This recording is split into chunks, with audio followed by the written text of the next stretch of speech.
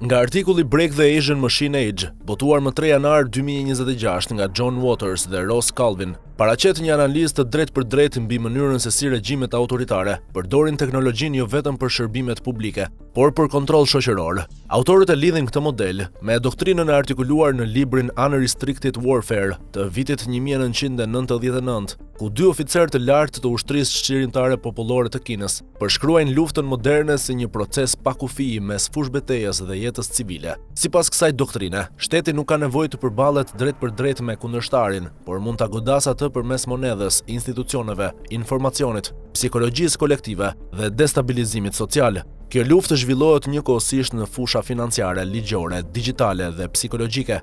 Artikulli e përdor këtë kornizë për të përshkruar atë që autorët e quajnë epoka aziatike e makinerisë. Psikologjia e bindjes së programuar. Waters dhe Calvin e përkufizojnë epokën aziatike të makinerisë si një formë inxhinierie bindjeje. Shteti përdor mbikëqyrjen masive, sistemet e vlerësimit dhe frikën e riformatuar të sjelljes individuale.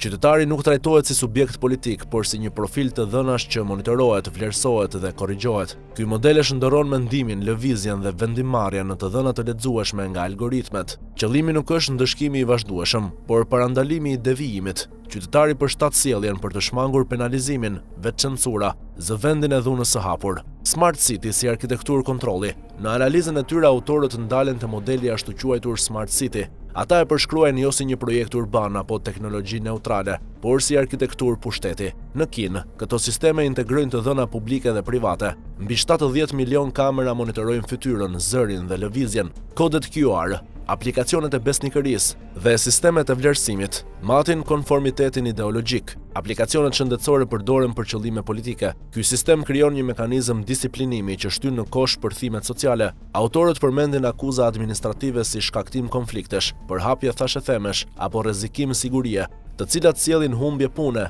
listë zeza dhe ndëshkime familjare.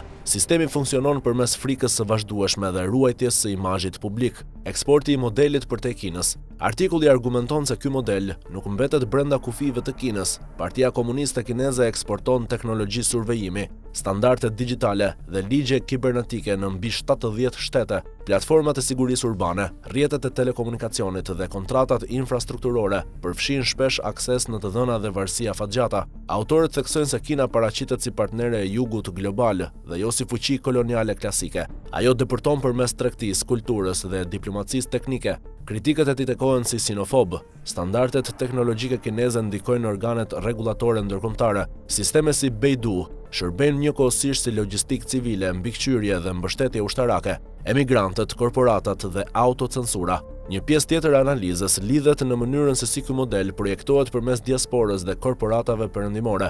Departamenti i punës së Frontit të Bashkuar depërton në universitete, biznese dhe rrjete shoqërore.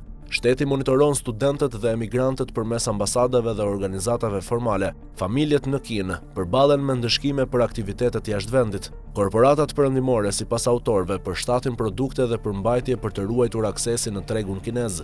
Investitorët global përfundojnë duke financuar kompani të lidhura me survejimin dhe represionin, ndërsa auditimi dhe transparenca bllokohen nga ligjet kineze. Shqipëria dhe rreziku strukturor.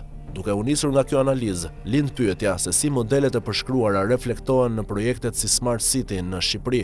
Narrativa zyrtare i paraqet këto sisteme si modernizim, siguri dhe eficiencë administrative.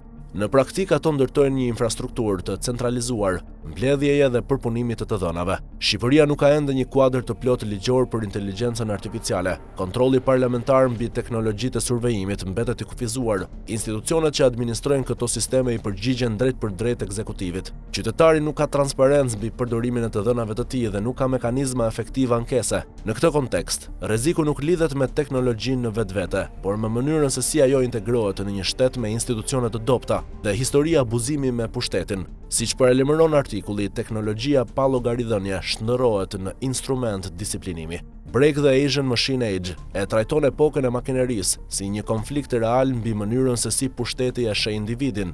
Njëra logjike redukton qytetarin në një njësi të menaxhueshme të dhënave. Tjetra mbështetet te individi që mendon, flet dhe krijon.